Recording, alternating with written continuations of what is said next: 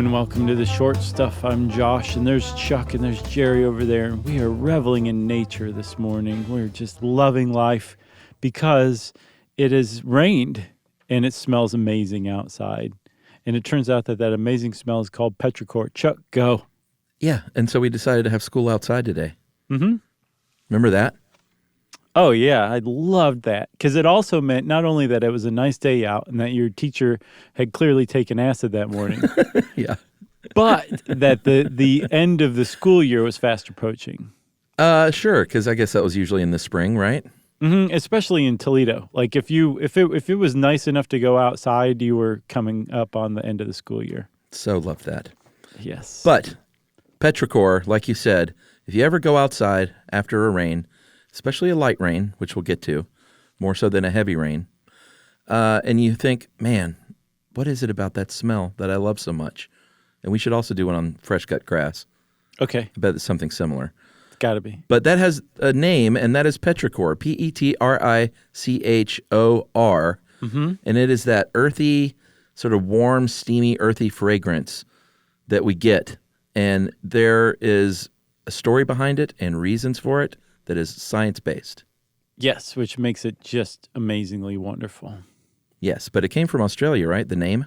It did. Australia in the 60s, actually. It's based on two Greek words, petros, I believe, which means stone, and ichor, which means the fluid that flows in the veins of the gods. I think blood of the gods is a simpler way to think about it. That's one way to put it. I also saw life force of the gods. Sure. Coming from a stone. They really went all out, but they had great names. Well, at least the woman researcher did. Isabel Joy Bear. Mm-hmm. I love that name. It's just a wonderful little name. Like it should be a Nickelodeon Sprout cartoon or something. Yeah, not Isabel Joy Behar. That's different. Right. That's like Kathleen Turner Overdrive. Anyway, the other guy was Richard Thomas, who had a ho-hum name, but the two of them coined this term in 1964 in an article in the journal Nature. The article was called Nature of Argillaceous Odor, with a U because they were in Australia, and they coined this term, but they also kind of got down to what creates this. And rather than it just being one thing, it seems to be a combination of three amazing things that all kind of come to the fore during a rainstorm, especially after a dry spell. The first rain after a prolonged dry spell really stinks up the place with beautiful odors. Yeah, and the first thing that we're going to talk about is a molecule that's made by a certain kind of bacteria. And the molecule is called geosmin, Geosmin. Mm-hmm. And it's produced by the bacteria Streptomyces when it dies. Right. And it's all over the ground, if it's, healthy ground.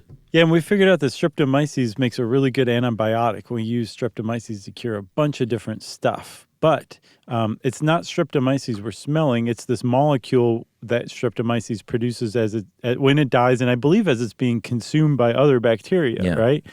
So this geosmin stuff that's in the soil has this earthy smell. The earthy component of Petrichor it comes from this molecule. And they knew this starting back in the 60s with Baer and Thomas. And they didn't know exactly how that would happen, though. Like, how does a molecule in the soil get into the air to make it, the smell after a rain? And then finally, some MIT researchers proved it once and for all in 2015 that it becomes aerosolized. Yeah, that's really cool. Like just 4 years now, as we record this, we've known exactly how this happened because they used these really high-speed close-up cameras to the ground, and they found out that raindrops, they trap little tiny air bubbles when they hit the ground, and then those bubbles shoot up through the raindrop and kind of pop an aerosol, like sort of when you look at it, when you pour a soda, that stuff that fizzes at the top. Right. It just sort of aerosolizes. Yeah. And it spreads by the wind, and that's why a light rain makes the smell more. Like if it's just like pounding with rain, it's not going to aerosolize and spread out as much. Right, because it's diffused by the wind. Like it pops up from the raindrops, it pops through the raindrops into the air, and then the wind kind of carries it. So if you've ever noticed, especially before a storm, it's technically not smelling before the storm. It smells just at the very beginning of the storm when the first droplets have hit the ground and have begun to aerosolize, but the wind is really starting to pick up and carry it through. That's where geosmin really comes into play. Yeah, and here's the deal with geosmin, why it's kind of a big deal for us humans, is that more so than any animal that I could find, human beings are really, really sensitive to the smell of geosmin. It's so bizarre, man. Like, we're super sensitive. Yeah, I mean, that means it's important, right? It does, but they're not quite sure why it's important. They think that maybe we evolved to be able to find water through the scent of Okay. geosmin. That makes sense. But so we're more sensitive to geosmin than sharks are to blood. Amazing. A shark can smell something like 1 part of blood per billion parts of water. And we can smell geosmin at 5 parts per trillion. So we're more sensitive to the smell of geosmin than a shark is to the scent of blood in the water. Right, which I did some more research into that. Apparently, sharks have been overstated a bit. They can smell blood pretty well, but it's not like those things where they can smell it a mile away. That's all internet legend. Okay, sure. But even still, I mean, the shark smells blood to sustain itself with food. Sure.